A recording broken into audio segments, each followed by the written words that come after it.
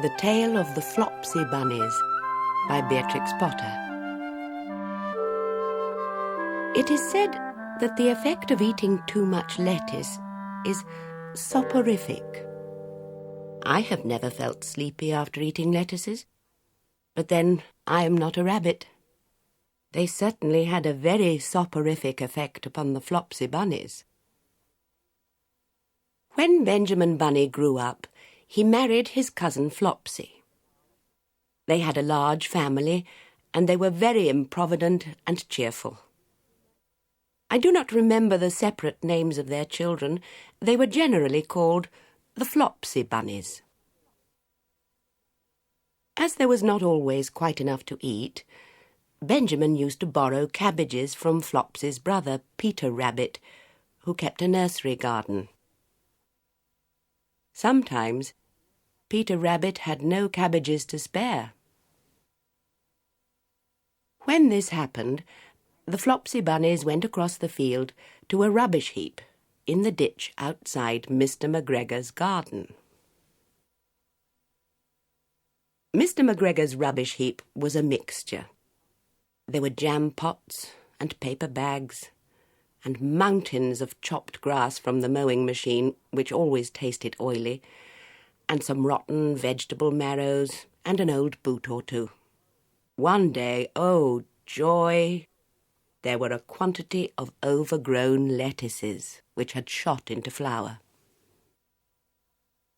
The Flopsy Bunnies simply stuffed lettuces.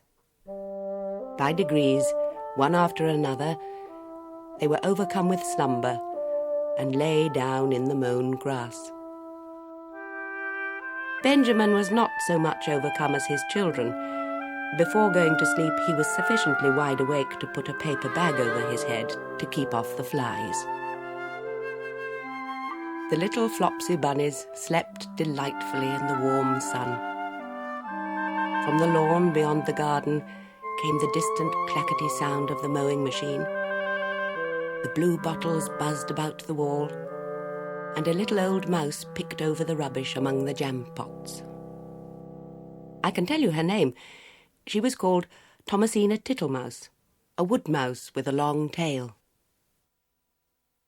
She rustled across the paper bag and awakened Benjamin Bunny. The mouse apologized profusely and said that she knew Peter Rabbit. While she and Benjamin were talking, close under the wall, they heard a heavy tread above their heads, and suddenly Mr. McGregor emptied out a sackful of lawn mowings right upon the top of the sleeping Flopsy Bunnies. Benjamin shrank down under his paper bag. The mouse hid in a jam pot.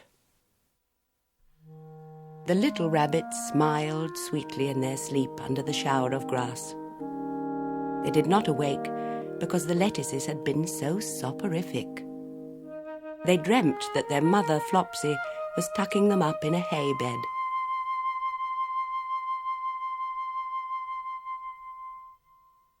Mr. McGregor looked down after emptying his sack. He saw some funny little brown tips of ears sticking up through the lawn mowings. He stared at them for some time.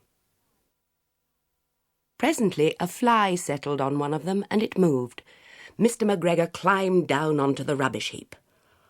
1, 2, 3, 4, 5, 6 little rabbits, said he as he dropped them into his sack.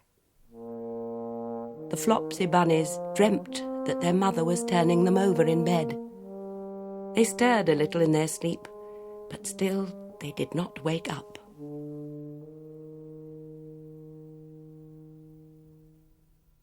Mr. McGregor tied up the sack and left it on the wall. He went to put away the mowing machine. While he was gone, Mrs. Flopsy Bunny, who had remained at home, came across the field. She looked suspiciously at the sack and wondered where everybody was. Then the mouse came out of her jam pot, and Benjamin took the paper bag off his head, and they told the doleful tale. Benjamin and Flopsy were in despair. They could not undo the string. But Mrs. Tittlemouse was a resourceful person. She nibbled a hole in the bottom corner of the sack. The little rabbits were pulled out and pinched to wake them. Their parents stuffed the empty sack with 3 rotten vegetable marrows, an old blacking brush, and 2 decayed turnips. Then they all hid under a bush and watched for Mr. McGregor. Mr. McGregor came back and picked up the sack and carried it off. He carried it hanging down, as if it were rather heavy. The Flopsy Bunnies followed at a safe distance. They watched him go into his house, and then they crept up to the window to listen. Mr. McGregor threw down the sack on the stone floor in a way that would have been extremely painful to the Flopsy Bunnies if they had happened to have been inside it. They could hear him drag his chair on the flags and chuckle. 1, 2, 3, 4, 5, 6 little rabbits, said Mr. McGregor. Eh? What's that? What have they been spoiling now? Enquired Mrs. McGregor. 1, 2, 3, 4, 5, 6 little fat rabbits, repeated Mr. McGregor, counting on his fingers. 1, 2, 3... Oh, don't you be silly. What do you mean, you silly old man? In the sack. 1, 2, 3, 4, 5, 6, replied Mr. McGregor. The youngest Flopsy Bunny got upon the windowsill. Mrs. McGregor took hold of the sack and felt it. She said she could feel 6, but they must be old rabbits, because they were so hard and all different shapes. Not fit to eat, but the skins will do fine to line my old cloak. Line your old cloak, shouted Mr. McGregor. I shall sell them and buy myself baccy. Rabbit tobacco. I shall skin them and cut off their heads. Mrs. McGregor untied the sack and put her hand inside. When she felt the vegetables, she became very, very angry. She said that Mr. McGregor had done it o' purpose. And Mr. McGregor was very angry too. One of the rotten marrows came flying through the kitchen window and hit the youngest Flopsy Bunny. It was rather hurt. Then Benjamin and Flopsy thought that it was time to go home. So Mr. McGregor did not get his tobacco, and Mrs. McGregor did not get her rabbit skins. But next Christmas, Thomasina Tittlemouse got a present of enough rabbit wool to make herself a cloak and a hood and a handsome muff and a pair of warm mittens. The end.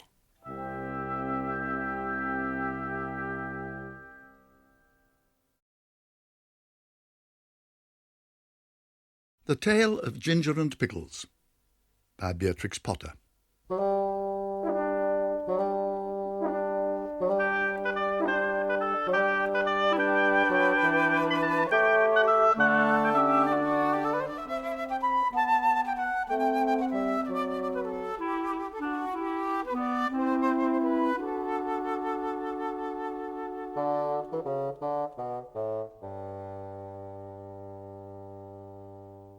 Once upon a time, there was a village shop. The name over the window was Ginger and Pickles.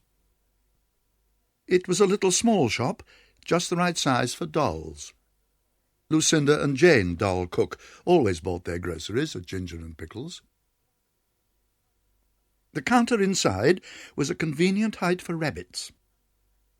Ginger and Pickles sold red spotty pocket handkerchiefs at 1 3 farthings. They also sold sugar and snuff and galoshes. In fact, although it was such a small shop, it sold nearly everything, except a few things that you want in a hurry, like bootlaces, hairpins, and mutton chops. Ginger and Pickles were the people who kept the shop. Ginger was a yellow tomcat, and Pickles was a terrier. The rabbits were always a little bit afraid of Pickles. The shop was also patronized by mice, only the mice were rather afraid of Ginger. Ginger usually requested Pickles to serve them because he said it made his mouth water. "I cannot bear," said he, "to see them going out at the door, carrying their little parcels." "I have the same feeling about rats," replied Pickles. "But it would never do to eat our own customers. They would leave us and go to Tabitha Twitchit's." "On the contrary, they would go nowhere," replied Ginger gloomily. Tabitha Twitchit kept the only other shop in the village. She did not give credit. Ginger and Pickles gave unlimited credit. Now, the meaning of credit is this. When a customer buys a bar of soap, instead of the customer pulling out a purse and paying for it, she says she will pay another time. And Pickles makes a low bow and says, "With pleasure, madam," and it is written down in a book. The customers come again and again and buy quantities, in spite of being afraid of Ginger and Pickles. But there is no money in what is called the till. The customers came in crowds every day and bought quantities, especially the toffee customers. But there was always no money.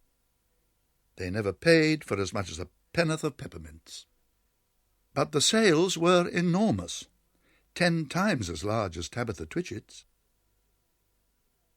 As there was always no money, Ginger and Pickles were obliged to eat their own goods. Pickles ate biscuits, and Ginger ate a dried haddock. They ate them by candlelight, after the shop was closed.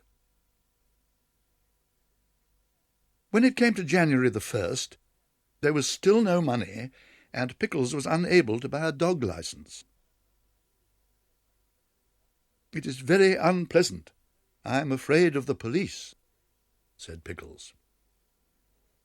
"It is your own fault for being a terrier. I do not require a license, and neither does Kep, the collie dog." "It is very uncomfortable. I am afraid I shall be summoned. I have tried in vain to get a license upon credit at the post office," said Pickles. "The place is full of policemen. I met one as I was coming home." "Let us send in the bill again to Samuel Whiskers, Ginger. He owes 22 and 9 for bacon." "I do not believe that he intends to pay at all," replied Ginger. "And I feel sure that Anna Maria pockets things. Where are all the cream crackers?" "You have eaten them yourself," replied Ginger. Ginger and Pickles retired into the back parlour. They did accounts. They added up sums and sums and sums. "Samuel Whiskers has run up a bill as long as his tail. He has had 1 3/4 ounce of snuff since October.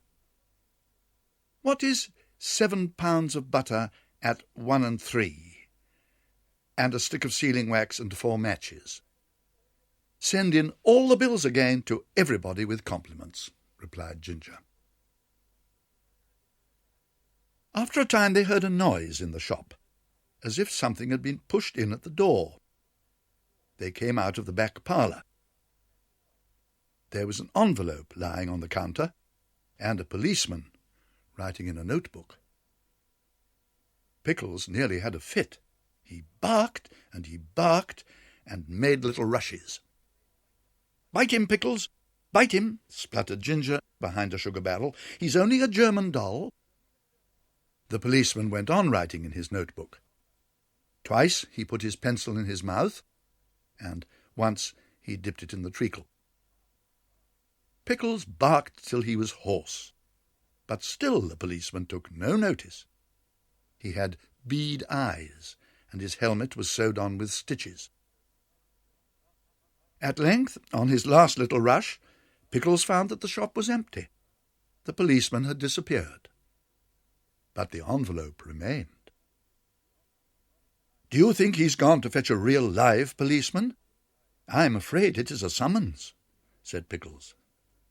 "No," replied Ginger, who had opened the envelope. "It's the rates and taxes. £3, 19 shillings and 11 3 farthings. "This is the last straw," said Pickles. "Let us close the shop." They put up the shutters and left. But they have not removed from the neighbourhood. In fact, some people wish they had gone further. Ginger is living in the Warren. I do not know what occupation he pursues. He looks stout and comfortable. Pickles is at present a gamekeeper. The closing of the shop caused great inconvenience. Tabitha Twitchett immediately raised the price of everything a halfpenny, and she continued to refuse to give credit. Of course, there are the tradesmen's carts, the butcher, the fishman, and Timothy Baker. But a person cannot live on seed wigs and sponge cake and butter buns, not even when the sponge cake is as good as Timothy's. After a time, Mr. John Dormouse and his daughter began to sell peppermints and candles. But they did not keep self-fitting sixes, and it takes 5 mice to carry one 7-inch candle. Besides, the candles which they sell behave very strangely in warm weather, and Miss Dormouse refused to take back the ends when they were brought back to her with complaints. And when Mr. John Dormouse was complained to, he stayed in bed, and would say nothing but "very snug," which is not the way to carry on in a retail business. So everybody was pleased when Sally Hennypenny sent out a printed poster to say that she was going to reopen the shop. "Henny's opening sale. Grand cooperative jumble. Pennies, penny prices.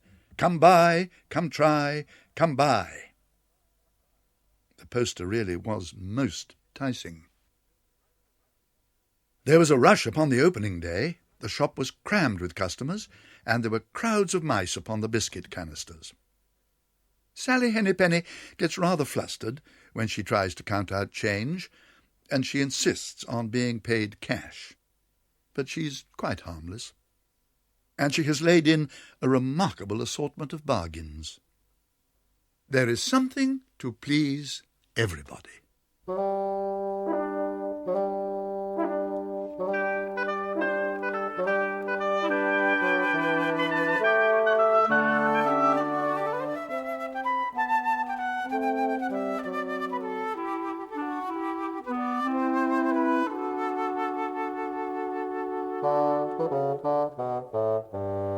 The end.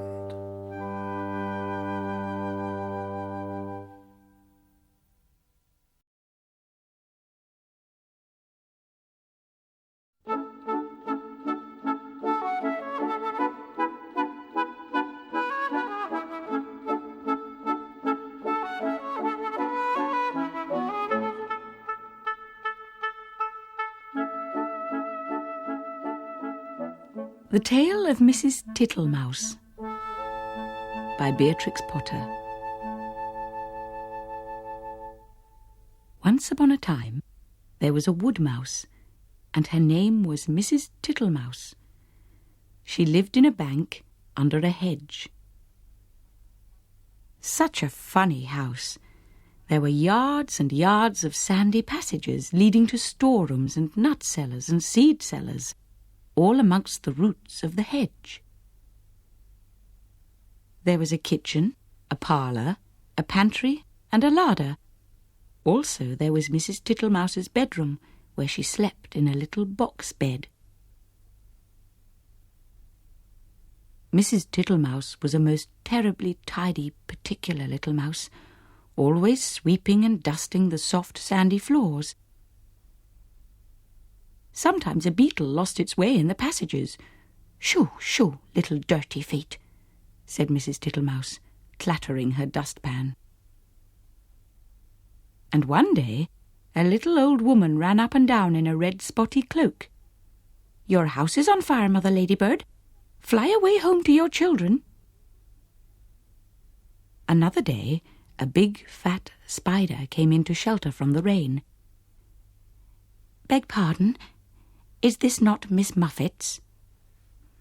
"Go away, you bold bad spider, leaving ends of cobweb all over my nice clean house." She bundled the spider out at a window. He let himself down the hedge with a long thin bit of string. Mrs. Tittlemouse went on her way to a distant storeroom to fetch cherry stones and thistledown seed for dinner. All along the passage she sniffed and looked at the floor. "I smell a smell of honey. Is it the cowslips outside in the hedge?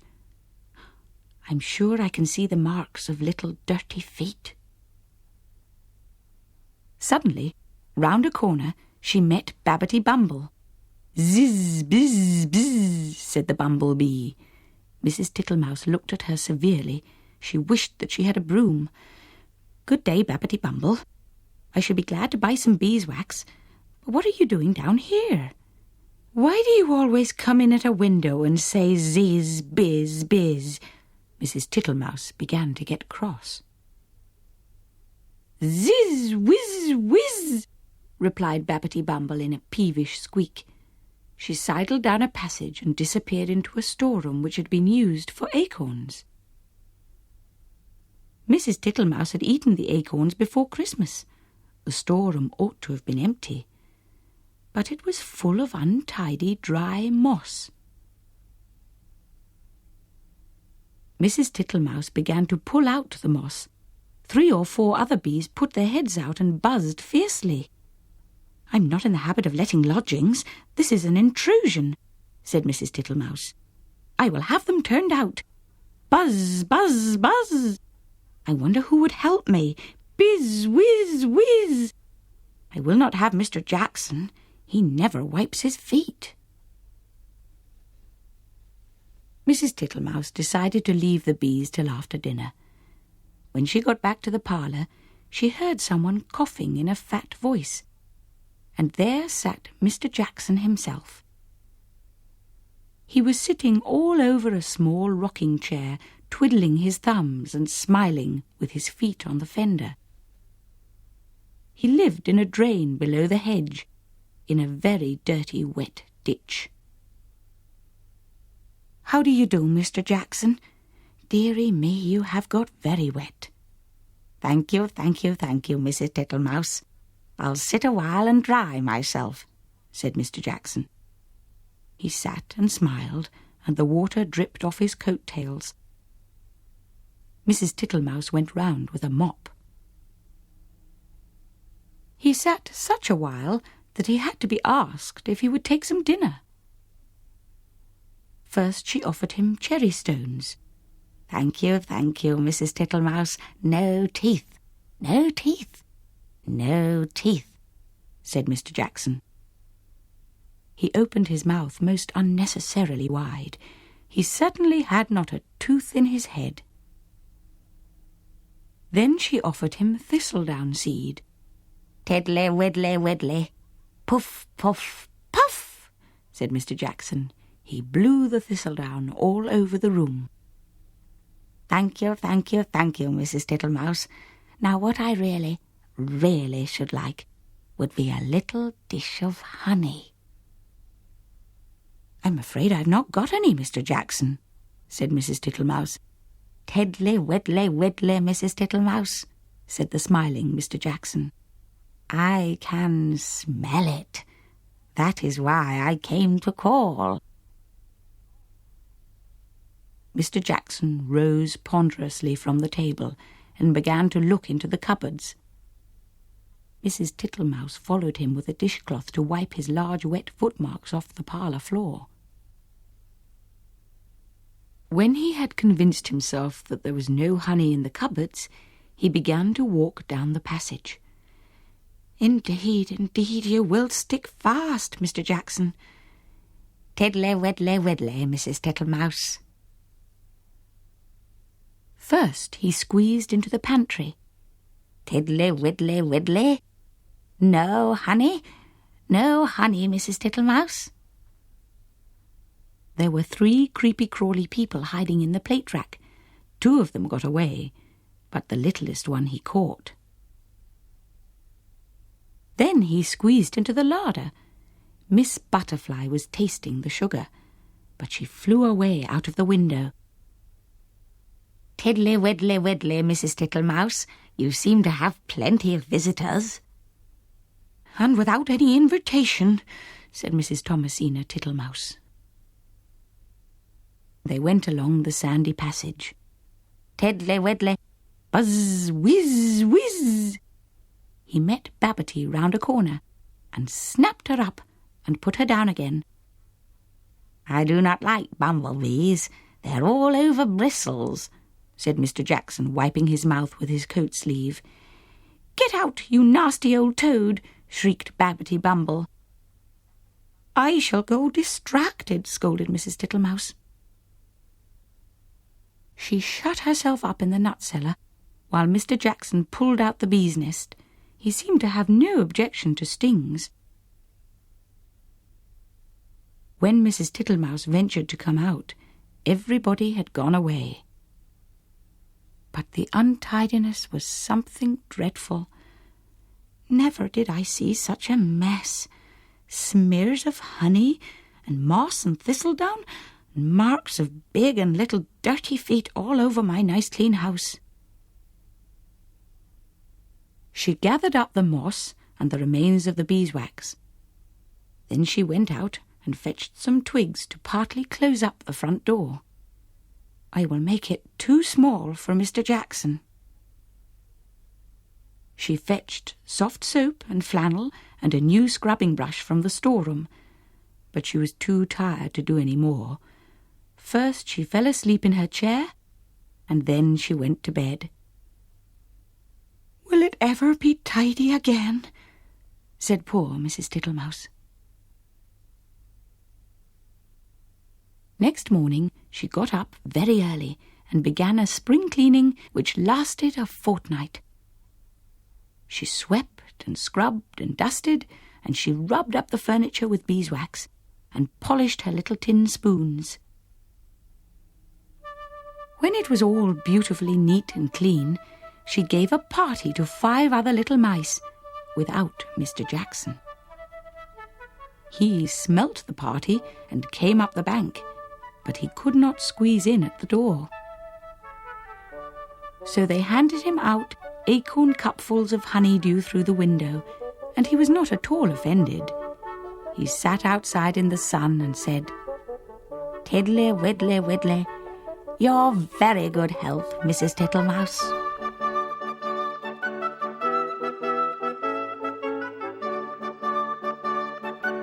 The end.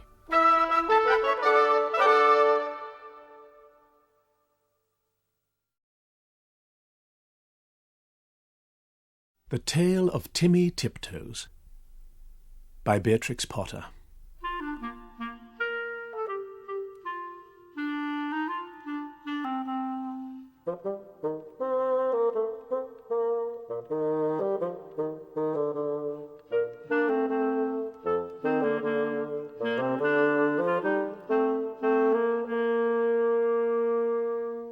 Once upon a time, there was a little fat, comfortable grey squirrel called Timmy Tiptoes. He had a nest thatched with leaves in the top of a tall tree, and he had a little squirrel wife called Goody. Timmy Tiptoes sat out enjoying the breeze. He whisked his tail and chuckled, "Little wife Goody, the nuts are ripe, We must lay up a store for winter and spring." Goody Tiptoes was busy pushing moss under the thatch. "The nest is so snug, we shall be sound asleep all winter." "Well, then we shall wake up all the thinner when there is nothing to eat in springtime," replied prudent Timothy. When Timmy and Goody Tiptoes came to the nut thicket, they found other squirrels were there already. Timmy took off his jacket and hung it on a twig. They worked away quietly by themselves. Every day they made several journeys and picked quantities of nuts. They carried them away in bags and stored them in several hollow stumps near the tree where they had built their nest.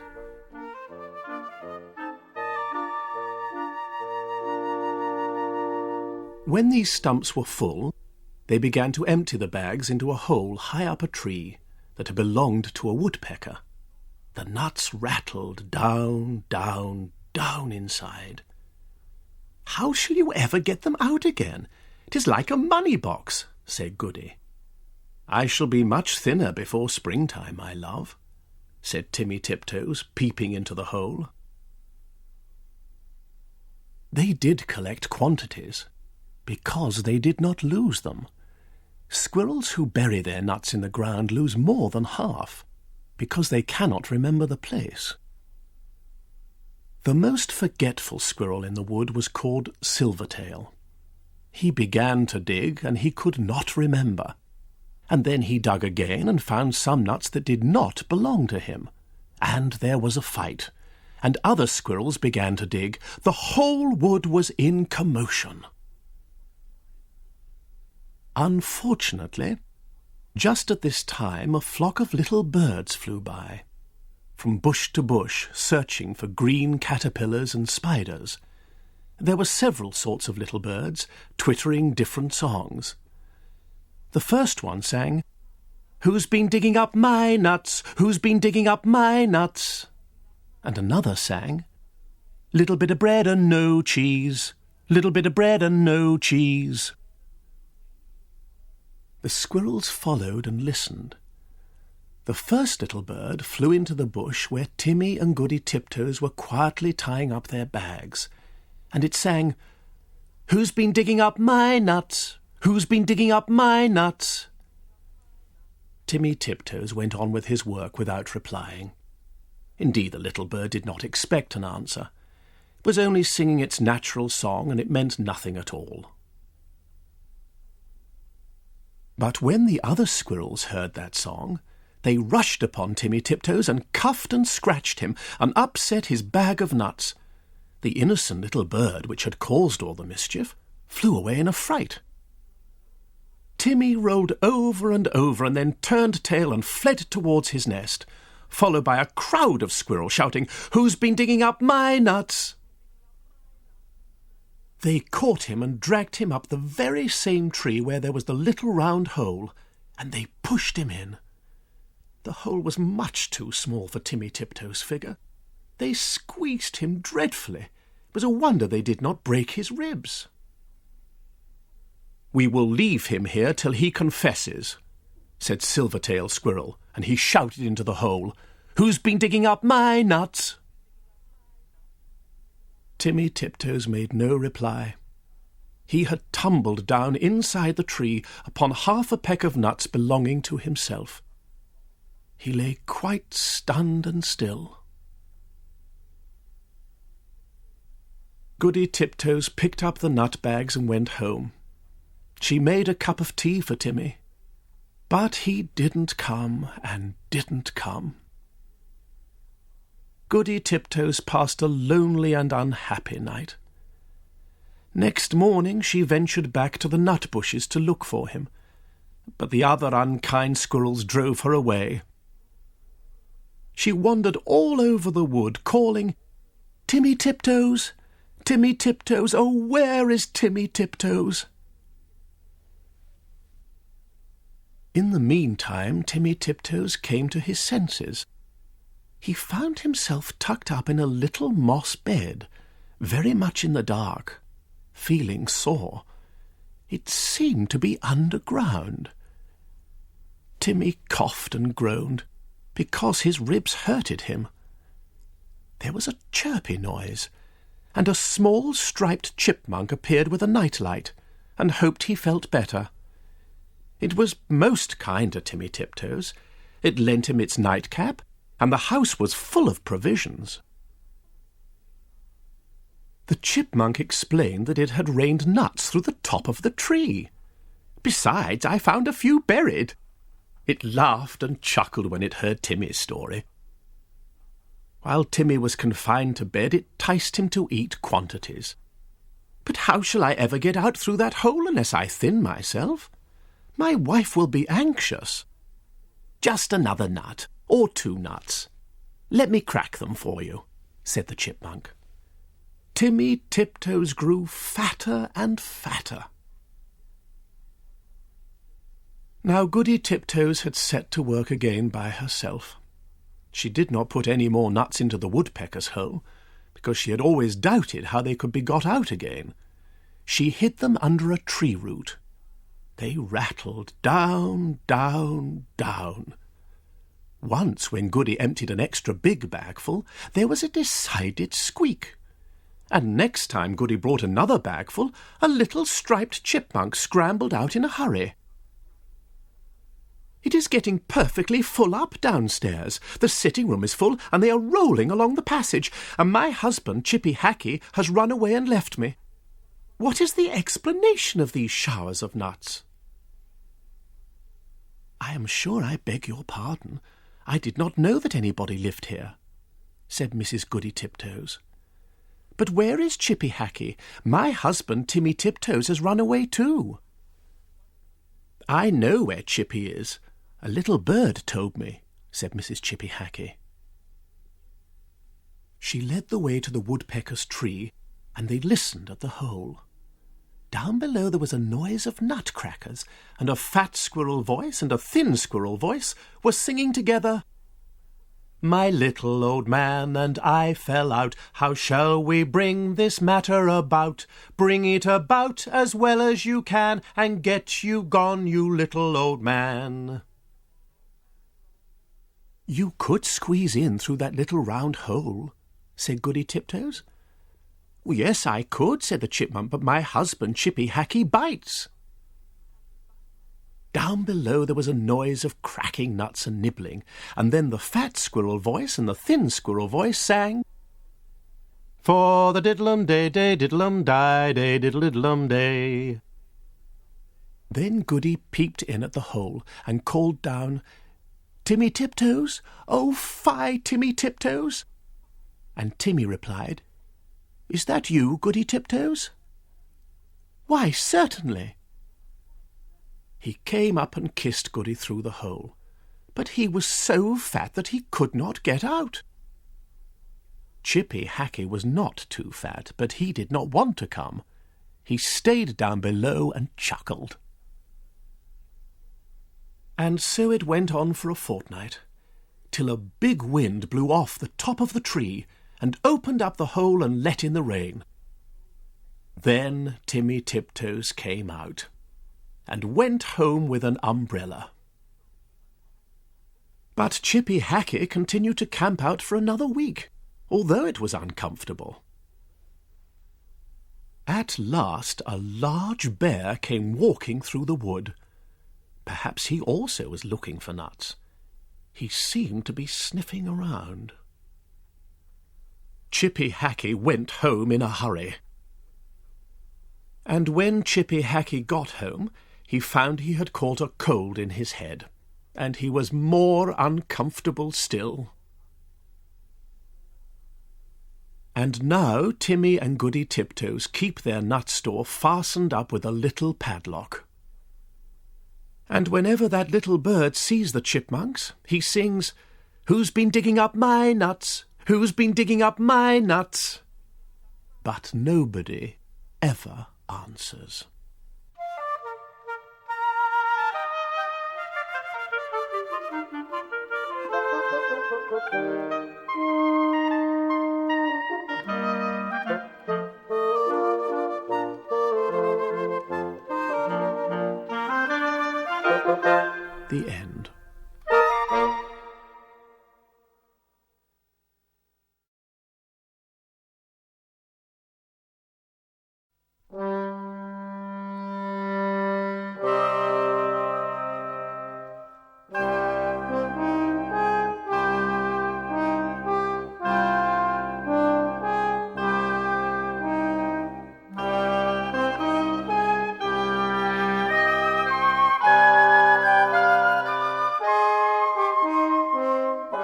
The Tale of Mr. Todd by Beatrix Potter.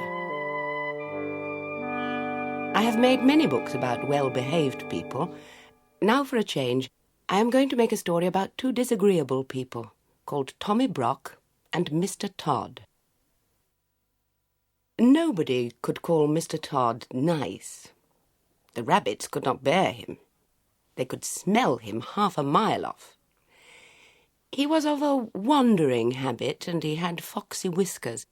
They never knew where he would be next. One day he was living in a stick house in the coppice, causing terror to the family of old Mr. Benjamin Bouncer. Next day he moved into a pollard willow near the lake, frightening the wild ducks and the water rats. In winter and early spring he might generally be found in an earth amongst the rocks at the top of Bull Banks, under Oatmeal Crag. He had 6 houses, but he was seldom at home. The houses were not always empty when Mr. Todd moved out, because sometimes Tommy Brock moved in without asking leave. Tommy Brock was a short, bristly, fat, waddling person with a grin. He grinned all over his face. He was not nice in his habits. He ate wasp nests and frogs and worms, and he waddled about by moonlight, digging things up. His clothes were very dirty, and as he slept in the daytime, he always went to bed in his boots, and the bed which he went to bed in was generally Mr. Todd's. Now, Tommy Brock did occasionally eat rabbit pie, but it was only very little young ones, occasionally, when other food was really scarce. He was friendly with old Mr. Bouncer. They agreed in disliking the wicked otters and Mr. Todd. They often talked over that painful subject. Old Mr. Bouncer was stricken in years. He sat in the spring sunshine outside the burrow in a muffler, smoking a pipe of rabbit tobacco. He lived with his son Benjamin Bunny and his daughter-in-law Flopsy, who had a young family. Old Mr. Bouncer was in charge of the family that afternoon because Benjamin and Flopsy had gone out. The little rabbit babies were just old enough to open their blue eyes and kick. They lay in a fluffy bed of rabbit wool and hay in a shallow burrow separate from the main rabbit hole. To tell the truth, old Mr. Bouncer had forgotten them. He sat in the sun and conversed cordially with Tommy Brock, who was passing through the wood with a sack and a little spud which he used for digging and some mole traps. He complained bitterly about the scarcity of pheasants' eggs and accused Mr. Todd of poaching them. And the otters had cleared off all the frogs while he was asleep in winter. "I have not had a good square meal for a fortnight. I'm living on pig nuts. I shall have to turn vegetarian and eat my own tail," said Tommy Brock. It was not much of a joke, but it tickled old Mr. Bouncer, because Tommy Brock was so fat and stumpy and grinning. So old Mr. Bouncer laughed and pressed Tommy Brock to come inside to taste a slice of seed cake and a glass of my daughter Flopsy's cowslip wine. Tommy Brock squeezed himself into the rabbit hole with alacrity. Then old Mr. Bouncer smoked another pipe and gave Tommy Brock a cabbage-leaf cigar which was so very strong that it made Tommy Brock grin more than ever, and the smoke filled the burrow. Old Mr. Bouncer coughed and laughed, and Tommy Brock puffed and grinned, and Mr. Bouncer laughed and coughed, and shut his eyes because of the cabbage smoke. When Flopsy and Benjamin came back, old Mr. Bouncer woke up. Tommy Brock and all the young rabbit babies had disappeared. Mr. Bouncer would not confess that he had admitted anybody into the rabbit hole, but the smell of badger was undeniable, and there were round, heavy footmarks in the sand. He was in disgrace. Flopsy wrung her ears and slapped him. Benjamin Bunny set off at once after Tommy Brock. There was not much difficulty in tracking him. He had left his footmark and gone slowly up the winding footpath through the wood. Here he had rooted up the moss and wood sorrel. There he had dug quite a deep hole for dog darnel, and had set a mole trap. A little stream crossed the way. Benjamin skipped lightly over dry foot. The badger's heavy steps showed plainly in the mud. The path led to a part of the thicket where the trees had been cleared. There were leafy oak stumps and a sea of blue hyacinths, but the smell that made Benjamin stop was not the smell of flowers. Mr. Todd's stick house was before him, and for once Mr. Todd was at home. There was not only a foxy flavour in proof of it, there was smoke coming out of the broken pail that served as a chimney. Benjamin Bunny sat up, staring. His whiskers twitched. Inside the stick house somebody dropped a plate and said something. Benjamin stamped his foot and bolted. He never stopped till he came to the other side of the wood. Apparently Tommy Brock had turned the same way. Upon the top of the wall there were again the marks of badger, and some ravellings of a sack had caught on a briar. Benjamin climbed over the wall into a meadow. He found another mole trap newly set. He was still upon the track of Tommy Brock. It was getting late in the afternoon. Other rabbits were coming out to enjoy the evening air. One of them, in a blue coat, by himself, was busily hunting for dandelions. "Cousin Peter! Peter Rabbit! Peter Rabbit!" shouted Benjamin Bunny. The blue-coated rabbit sat up with pricked ears. "Whatever is the matter, Cousin Benjamin? Is it a cat? Or John's toad ferret?" No. He's bagged my family. Tommy Brock, in a sack. Have you seen him?" "Tommy Brock? How many, Cousin Benjamin?" "7, Cousin Peter, and all of them twins. Did he come this way? Please tell me, quick."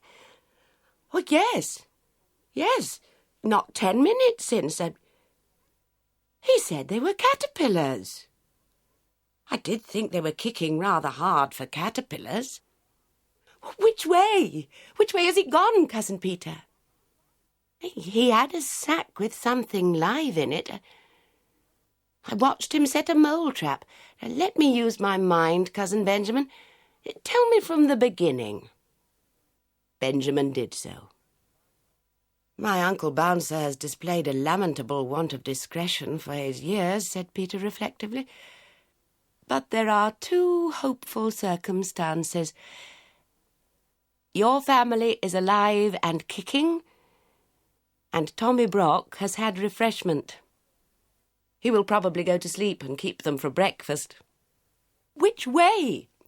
"Cousin Benjamin, compose yourself. I know very well which way. Because Mr. Todd was at home in the stick house, he has gone to Mr. Todd's other house at the top of Bull Banks. I partly know, because he offered to leave any message at Sister Cottontail's. He said he would be passing." Cottontail had married a black rabbit and gone to live on the hill. Peter hid his dandelions and accompanied the afflicted parent, who was all of a twitter. They crossed several fields and began to climb the hill. The tracks of Tommy Brock were plainly to be seen. He seemed to have put down the sack every dozen yards to rest. "He must be very puffed. We are close behind him by the scent." "What a nasty person," said Peter. The sunshine was still warm and slanting on the hill pastures. Halfway up, Cottontail was sitting in her doorway with 4 or 5 half-grown little rabbits playing about her, one black and the others brown. Cottontail had seen Tommy Brock passing in the distance. Asked whether her husband was at home, she replied that Tommy Brock had rested twice while she watched him. He had nodded and pointed to the sack and seemed doubled up with laughing. "Oh, come away, Peter. He will be cooking them. Come quicker," said Benjamin Bunny. They climbed up and up. He was at home. I saw his black ears peeping out of the hole. They lived too near the rocks to quarrel with their neighbours. Come on, Cousin Benjamin. When they came near the wood at the top of Bull Banks, they went cautiously. The trees grew amongst heaped-up rocks, and there, beneath a crag, Mr. Todd had made one of his homes. It was at the top of a steep bank. The rocks and bushes overhung it. The rabbits crept up carefully, listening and peeping. This house was something between a cave, a prison, and a tumble-down pigsty. There was a strong door, which was shut and locked. The setting sun made the window panes glow like red flame, but the kitchen fire was not alight. It was neatly laid with dry sticks, as the rabbits could see when they peeped through the window. Benjamin sighed with relief. But there were preparations upon the kitchen table which made him shudder. There was an immense empty pie dish of blue willow pattern, and a large carving knife and fork, and a chopper. At the other end of the table was a partly unfolded tablecloth, a plate, a tumbler, a knife and fork, salt cellar, mustard, and a chair. In short, preparations for one person's supper. No person was to be seen, and no young rabbits.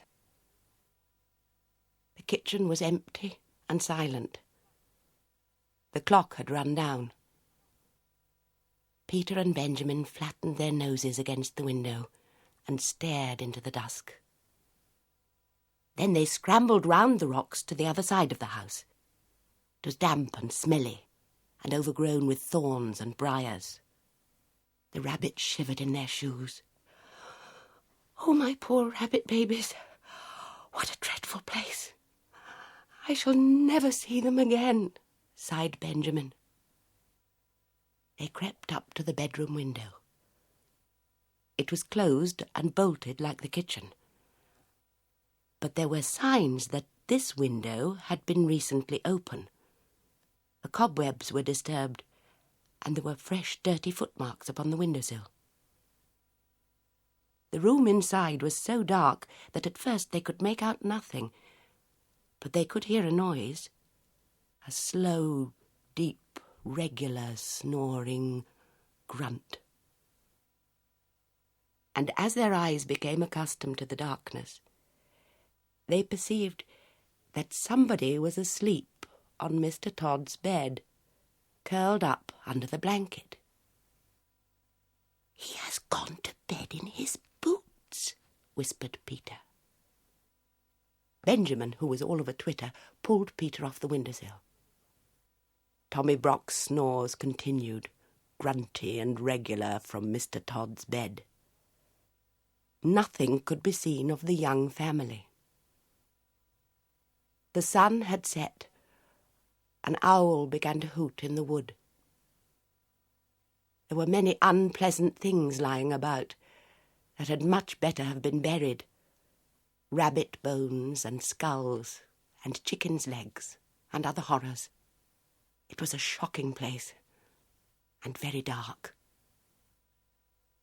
They went back to the front of the house and tried in every way to move the bolt of the kitchen window. They tried to push up a rusty nail between the window sashes, but it was of no use, especially without a light. They sat side by side outside the window, whispering and listening. In half an hour the moon rose over the wood. It shone full and clear and cold upon the house amongst the rocks, and in at the kitchen window.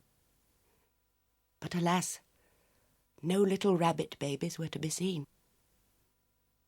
The moonbeams twinkled on the carving knife and the pie dish, and made a path of brightness across the dirty floor.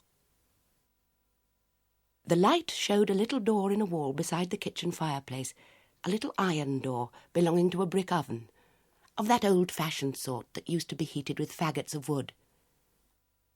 And presently, at the same moment, Peter and Benjamin noticed that whenever they shook the window, the little door opposite shook in answer. The young family were alive, shut up in the oven. Benjamin was so excited that it was a mercy he did not awake Tommy Brock, whose snores continued solemnly in Mr. Todd's bed. But there really was not very much comfort in the discovery. They could not open the window, and although the young family was alive, the little rabbits were quite incapable of letting themselves out. They were not old enough to crawl. After much whispering, Peter and Benjamin decided to dig a tunnel. They began to burrow a yard or two lower down the bank. They hoped that they might be able to work between the large stones under the house. The kitchen floor was so dirty that it was impossible to say whether it was made of earth or flags. They dug and dug for hours. They could not tunnel straight on account of the stones. But by the end of the night, they were under the kitchen floor. Benjamin was on his back, scratching upwards. Peter's claws were worn down. He was outside the tunnel, shuffling sand away. He called out that it was morning, sunrise, and that the jays were making a noise down below in the woods. Benjamin Bunny came out of the dark tunnel, shaking the sand from his ears. He cleaned his face with his paws. Every minute the sun shone warmer on the top of the hill. In the valley there was a sea of white mist, with golden tops of trees showing through. Again, from the fields down below in the mist, there came the angry cry of a jay, followed by the sharp, yelping bark of a fox. Then those two rabbits lost their heads completely. They did the most foolish thing they could have done. They rushed into their short new tunnel and hid themselves at the top end of it under Mr. Todd's kitchen floor. Mr. Todd was coming up Bull Banks, and he was in the very worst of tempers. First, he had been upset by breaking the plate. It was his own fault, but it was a china plate, the last of the dinner service that had belonged to his grandmother, old Vixen Todd. Then the midges had been very bad, and he had failed to catch a hen pheasant on her nest, and it had contained only 5 eggs, 2 of them adult. Mr. Todd had had an unsatisfactory night. As usual, when out of humour, he determined to move house. First he tried the pollard willow, but it was damp, and the otters had left a dead fish near it. Mr. Todd likes nobody's leavings but his own. He made his way up the hill. His temper was not improved by noticing unmistakable marks of badger. No one else grubs up the moss so wantonly as Tommy Brock. Mr. Todd slapped his stick upon the earth and fumed. He guessed where Tommy Brock had gone to. He was further annoyed by the jaybird, which followed him persistently. It flew from tree to tree and scolded, warning every rabbit within hearing that either a cat or a fox was coming up the plantation.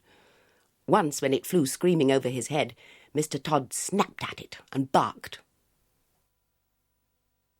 He approached his house very carefully with a large rusty key. He sniffed, and his whiskers bristled. The house was locked up, but Mr. Todd had his doubts whether it was empty. He turned the rusty key in the lock. The rabbits below could hear it. Mr. Todd opened the door cautiously and went in. The sight that met Mr. Todd's eyes in Mr. Todd's kitchen made Mr. Todd furious. There was Mr. Todd's chair, and Mr. Todd's pie dish, and his knife and fork, and mustard, and salt cellar, and his tablecloth that he had left folded up in the dresser, all set out for supper or breakfast, without doubt for that odious Tommy Brock. There was a smell of fresh earth and dirty badger, which fortunately overpowered all smell of rabbit. But what absorbed Mr. Todd's attention was a noise, a deep, slow, regular, snoring, grunting noise, coming from his own bed. He peeped through the hinges of the half-open bedroom door. Then he turned and came out of the house in a hurry. His whiskers bristled, and his coat collar stood on end with rage. For the next 20 minutes, Mr. Todd kept creeping cautiously into the house and retreating hurriedly out again. By degrees, he ventured further in, right into the bedroom. When he was outside the house, he scratched up the earth with fury. But when he was inside, he did not like the look of Tommy Brock's teeth. He was lying on his back, with his mouth open, grinning from ear to ear. He snored peacefully and regularly, but one eye was not perfectly shut. Mr. Todd came in and out of the bedroom. Twice he brought in his walking stick, and once he brought in the coal scuttle. But he thought better of it and took them away. When he came back after removing the coal scuttle, Tommy Brock was lying a little more sideways, but he seemed even sounder asleep. He was an incurably indolent person. He was not in the least afraid of Mr. Todd. He was simply too lazy and comfortable to move. Mr. Todd came back yet again into the bedroom with a clothesline. He stood a minute watching Tommy Brock and listening attentively to the snores. They were very loud indeed, but seemed quite natural. Mr. Todd turned his back towards the bed and undid the window. It creaked. He turned round with a jump. Tommy Brock, who had opened one eye, shut it hastily. The snores continued. Mr. Todd's proceedings were peculiar and rather uneasy, because the bed was between the window and the door of the bedroom. He opened the window a little way and pushed out the greater part of the clothesline onto the window-sill. The rest of the line, with a hook at the end, remained in his hand. Tommy Brock snored conscientiously. Mr. Todd stood and looked at him for a minute. Then he left the room again. Tommy Brock opened both eyes and looked at the rope and grinned. There was a noise outside the window. Tommy Brock shut his eyes in a hurry. Mr. Todd had gone out at the front door and round to the back of the house. On the way, he stumbled over the rabbit burrow. If he had had any idea who was inside it, he would have pulled them out quickly. His foot went through the tunnel nearly upon the top of Peter Rabbit and Benjamin, but fortunately he thought that it was some more of Tommy Brock's work. He took up the coil of line from the sill, listened for a moment, and then tied the rope to a tree. Tommy Brock watched him with one eye through the window. He was puzzled. Mr. Todd fetched a large, heavy pailful of water from the spring and staggered with it through the kitchen into his bedroom. Tommy Brock snored industriously, with rather a snort. Mr. Todd put down the pail beside the bed, took up the end of rope with the hook, hesitated, and looked at Tommy Brock. The snores were almost apoplectic, but the grin was not quite so big.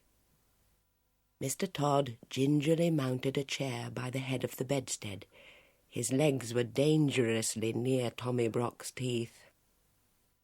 He reached up and put the end of rope with the hook over the head of the tester bed, where the curtains ought to hang.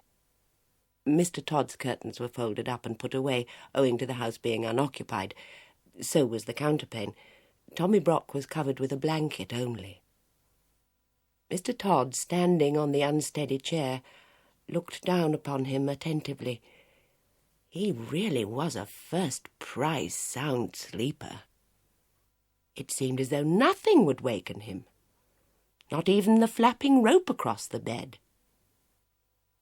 Mr. Todd descended safely from the chair and endeavoured to get up again with the pail of water.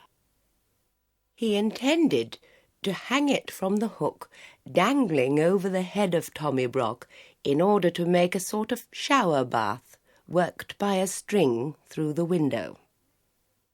But naturally, being a thin-legged person, though vindictive and sandy-whiskered, he was quite unable to lift the heavy weight to the level of the hook and rope. He very nearly overbalanced himself. The snores became more and more apoplectic. One of Tommy Brock's hind legs twitched under the blanket, but still he slept on peacefully. Mr. Todd and the pail descended from the chair without accident. After considerable thought, he emptied the water into a wash basin and a jug. The empty pail was not too heavy for him.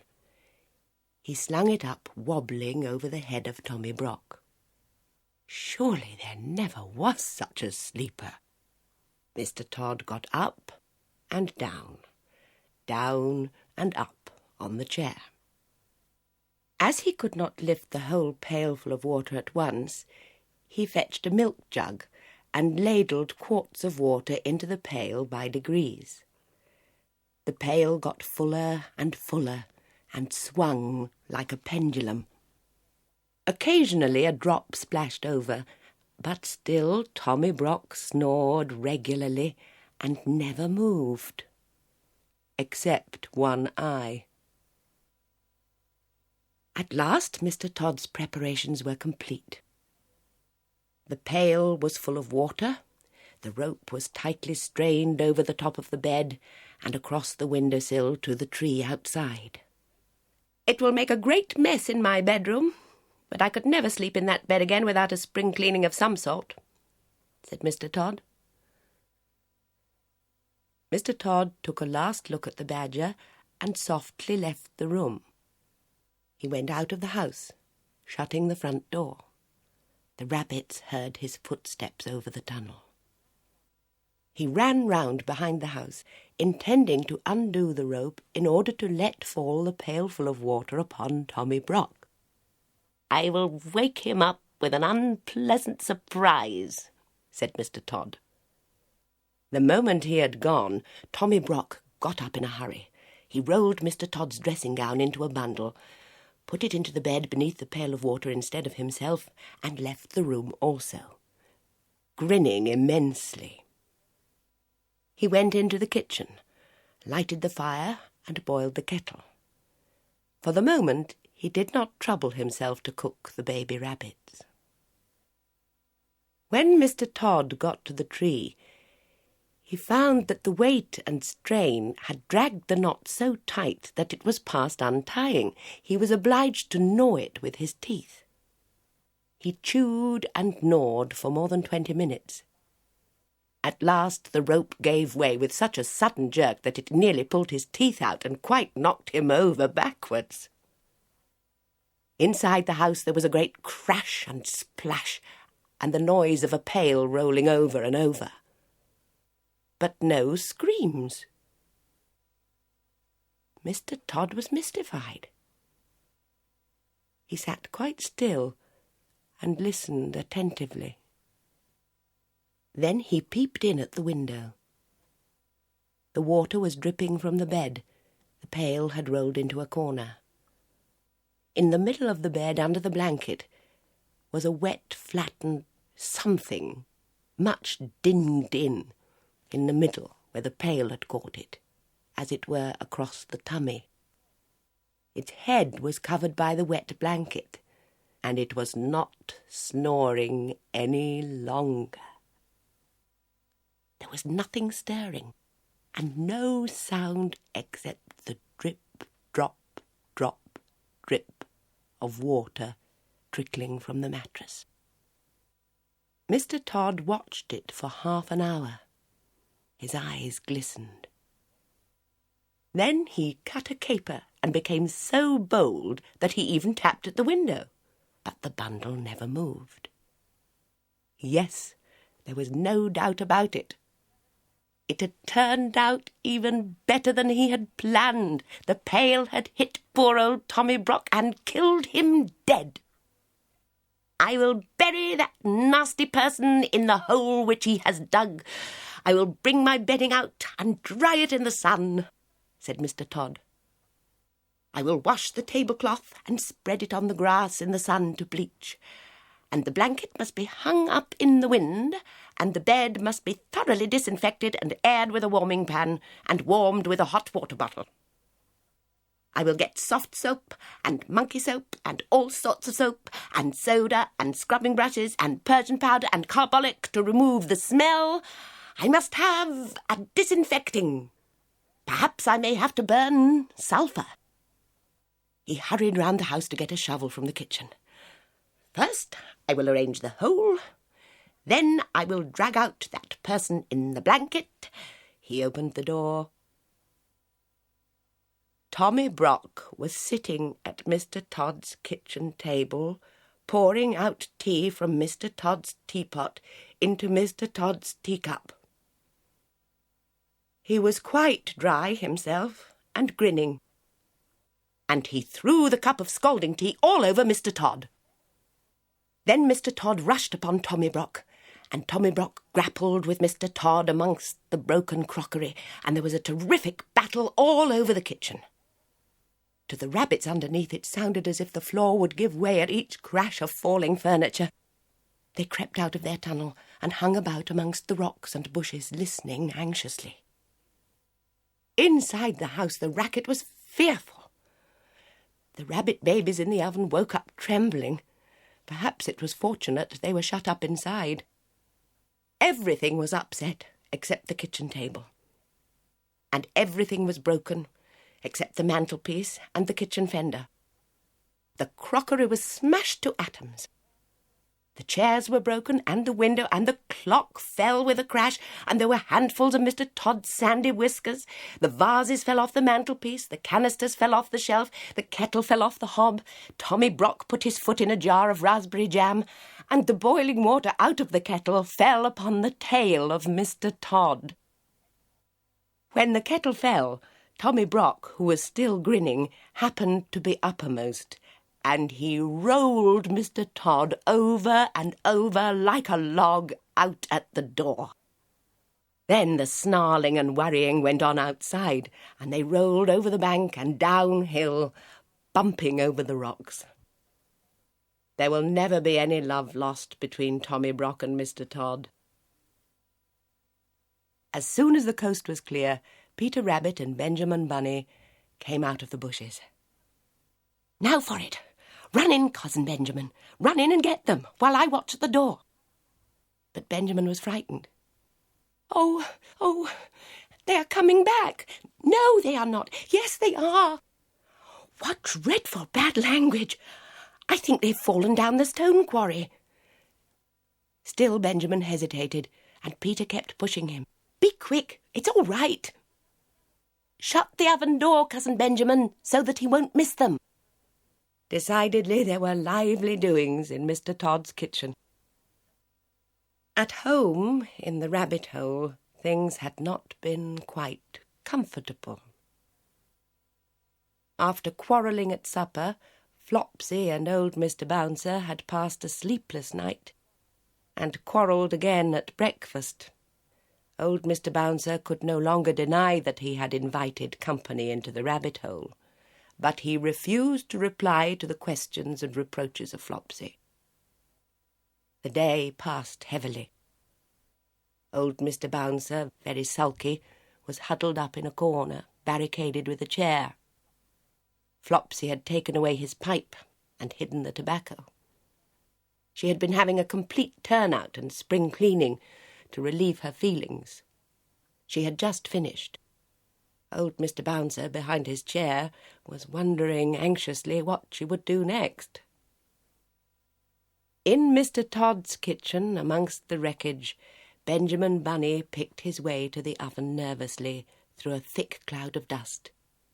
He opened the oven door, felt inside, and found something warm and wriggling.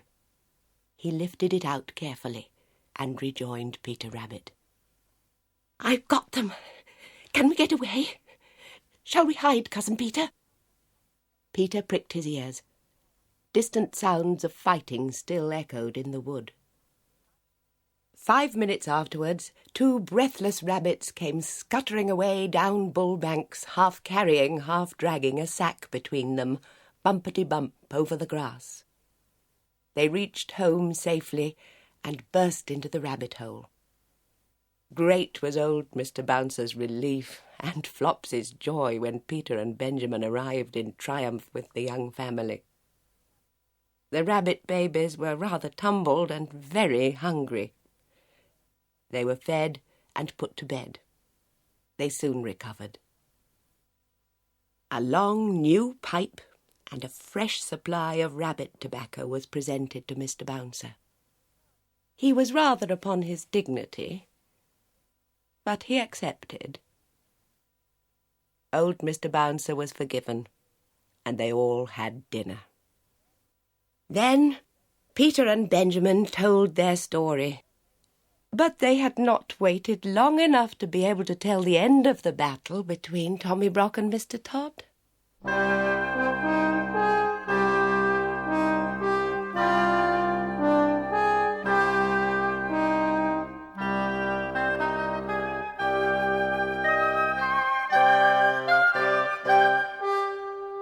The end.